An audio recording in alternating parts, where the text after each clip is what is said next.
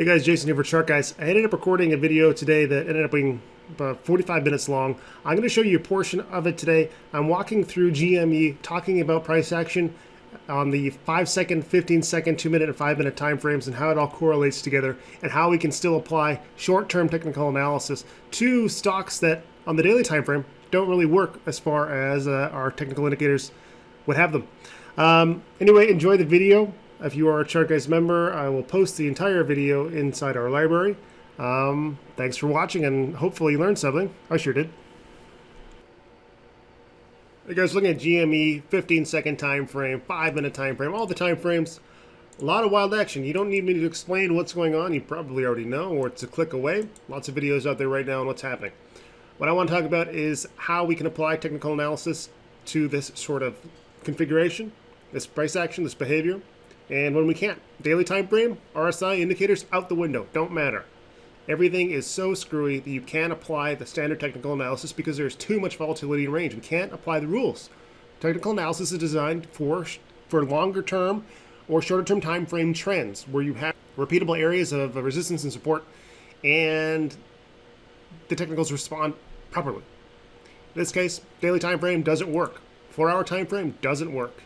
Hourly time frame starts to work, but still not really. Look at the opening and closing ranges here, the volatility, losing key levels. 15-minute time frame starts to be a little bit more applicable. We are bouncing off of our 30 RSI. Okay, when we really get into it, 5-minute time frame, a little bit more applicable. 2-minute, all right, now we're starting to work with data. 15-second time frame, even better. This starts to look like a regular chart. Now we are coming up against 249, which is the high of the bounce.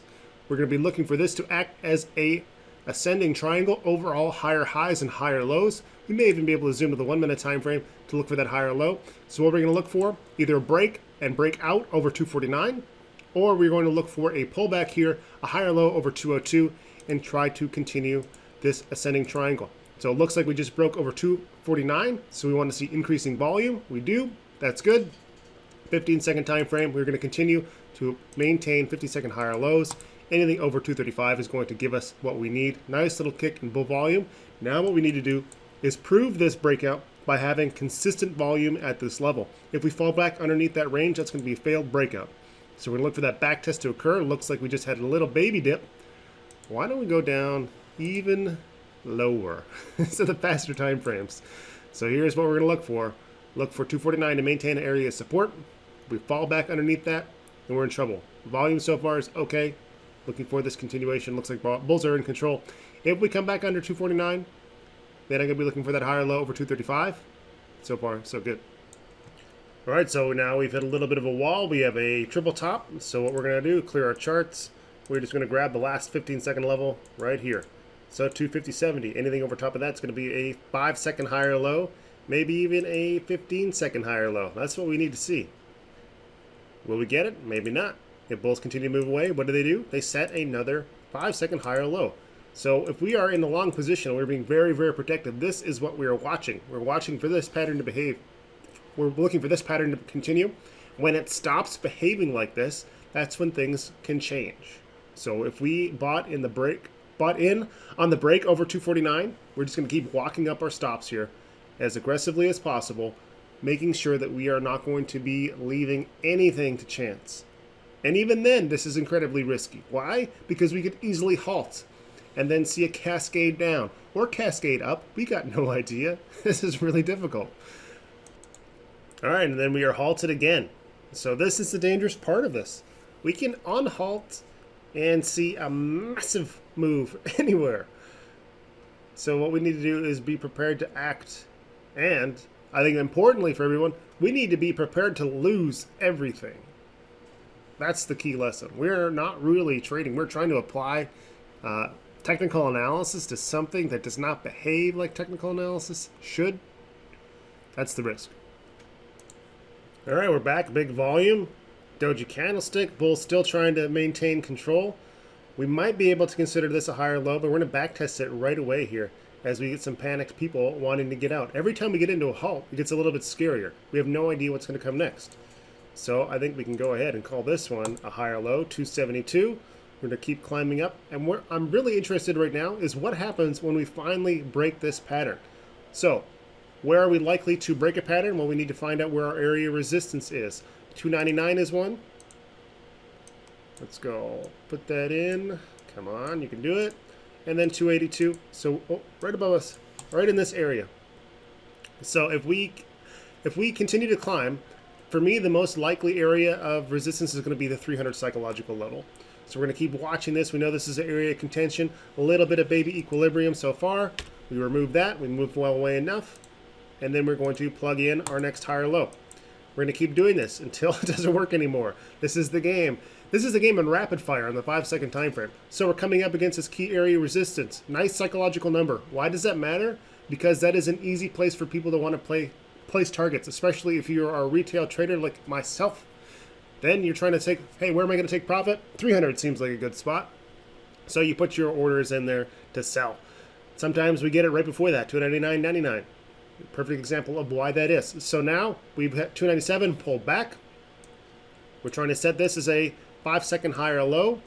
Have we done it? Well, we haven't moved away in the same way we have on these guys. So why don't we, let's go back a little bit until we've done that. Actually, in fact, I think we've done it now. All right, so 286.04, that is the level to break. Bulls battling up against this 297. 300 psychological is going to be the big level to worry about. And I'm going to be a little bit aggressive and put my level at 289.18. So now it's bulls versus 300 and bears versus 289.18. Why don't we go ahead and put in a big old horizontal line right at the proper level? 300 psychological. That's what we were talking about, right? So go plug that in. 300 psychological. Come back down to defend 289.18. So we've maintained just barely 5-second higher lows. Coming up again to test 298.76. That is the technical resistance on the 5-second time frame. Not as important as the 300 psychological. It's a precursor to it. So we need to break one of these two levels. We're now boxed in. We are now trading sideways, whereas over here we were trading in an uptrend. Whatever a level breaks is going to result in a significant move. Generally a significant move, because we're coiling up a little bit here. Now we've broken over 299.99. We've broken over 300. All right, so there is the big trigger. You see that massive volume come into play, a stop buy on the break of 300, and then we're going to look for more of the same. Just like we saw down here at 249, we're going to look for a move to the upside. We're going to look for some hesitation, a back test, and then continuation on this time frame. More aggressive bulls are going to back test just like this. Just that little baby test. And but that is the second phase of people buying into the break. We have one group who's buying in on a 300 break, and then they run out of steam. People pause. Is someone going to start selling? No one's going to start selling. Well, I don't want to miss this. We're going to keep going to the upside. So I'm going to start hitting the buy button. That second phase of people come into play. Now let's continue the game. Get rid of our 300 psychological level. We remove that. There is another 5-second higher low. And in fact, I think we can go and look at this guy right here. Let's see if we can defend that. Bulls need to defend immediately. Oh, see what happens there? Yeah. I don't know if you could have even reacted to that. You would have to stop by. And unless there are a lot of technical traders who are walking into this and literally like microscopically putting on their stop levels to trigger a massive dump like this, I'm not sure. Yeah, that would have been pretty fast. But we have knocked out a lot in the way. So this looks pretty catastrophic on the 5-second time frame. Sure, look at all these levels we've knocked out. We're back under 300. What does it look like on a regular time frame? Not too scary, really. We have had consecutive 2-minute higher lows, and we're looking for consolidation. So anything over top of 202, $100 2-minute range, this is just absurd. It's going to give us exactly what we need. We are in the area of our EMAs, and I would be shocked if we are not halted again right now. So we will tune back in once we're unhalted. All right, we're back in action again.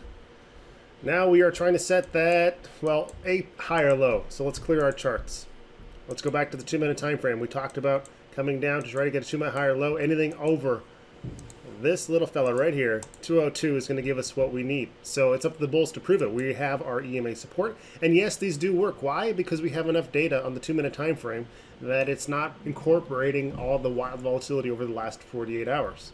We have enough here for this to be a regular MA. So what we need to do is prove a new trend change. We have a 1 minute higher low. We're going to be looking for a higher high over 324.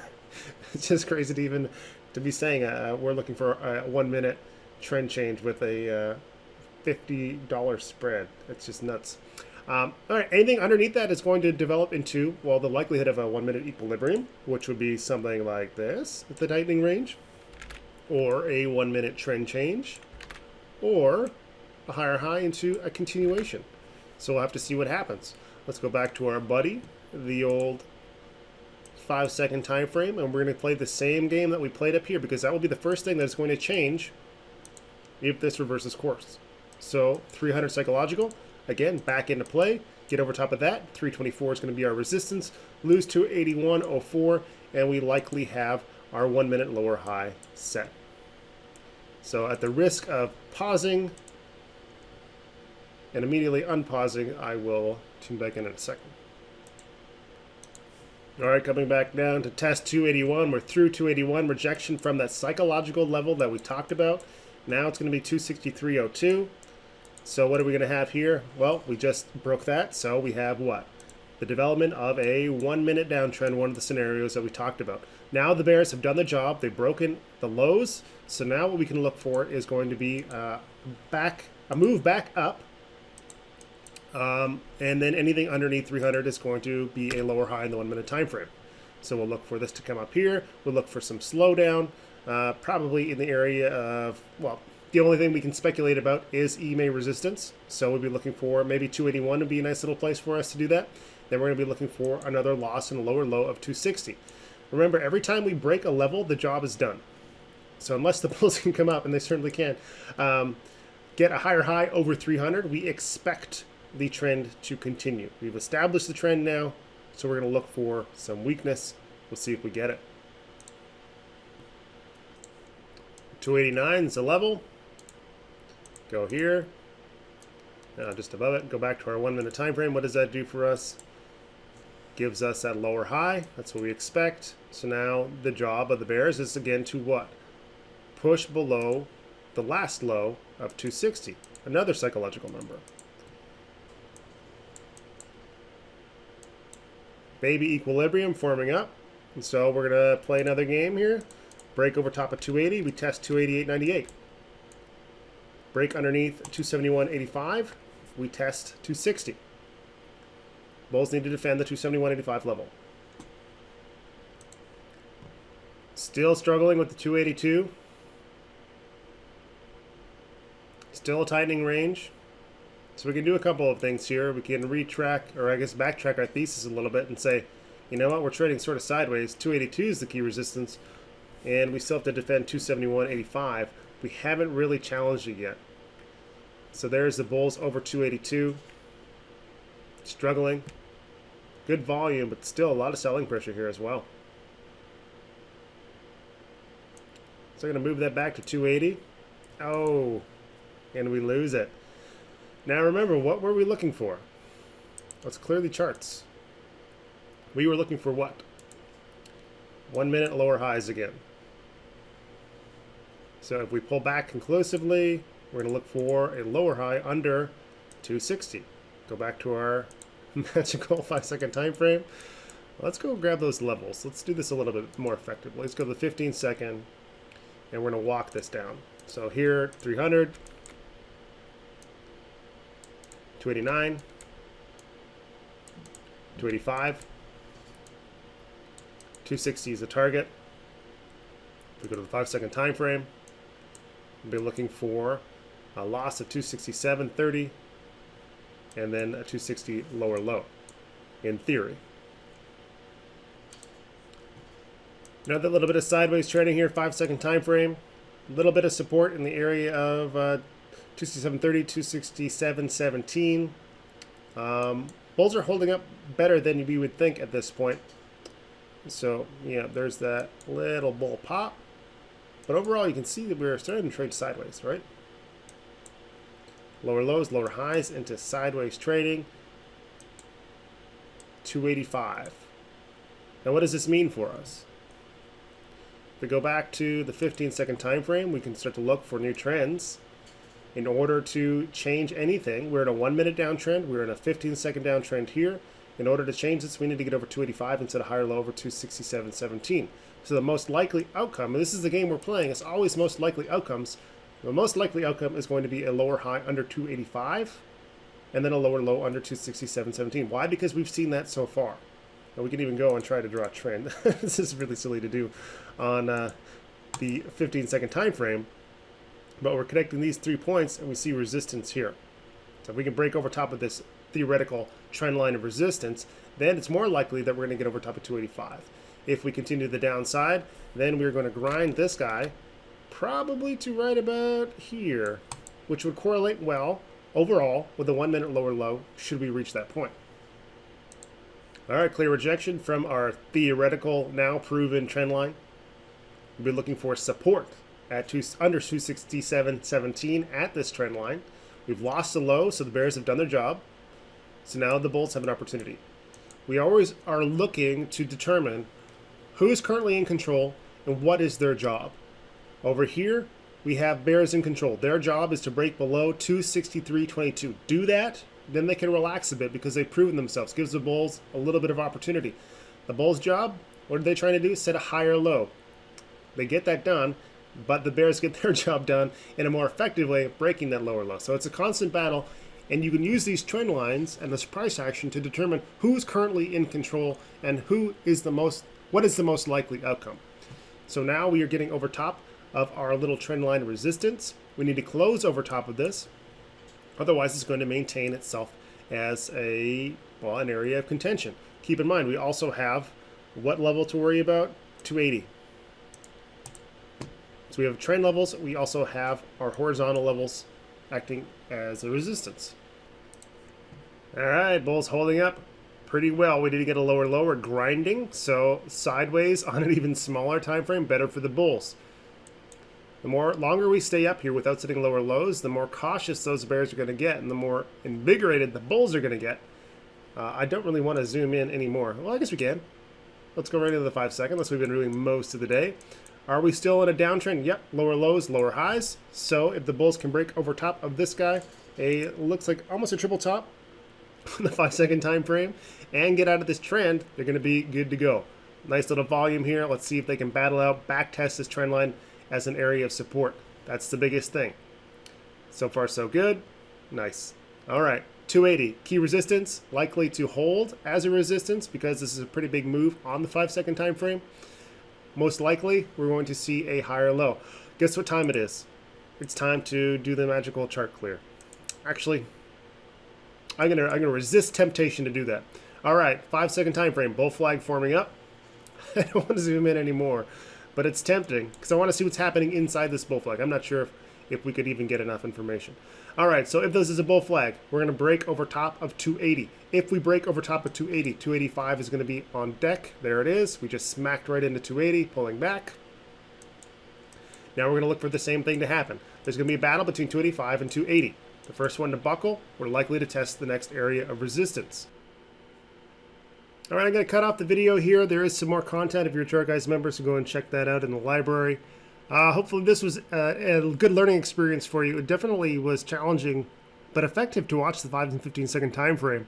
Doesn't always work. Doesn't always work as beautifully as it did. This is a good example of how hype markets can be traded using technical analysis on very, very short-term time frames. It would have been very challenging, absolutely. But hopefully it was entertaining, if nothing else, for you. If you want to learn more about technical analysis and price action trading, check out chartguys.com. Thanks for watching.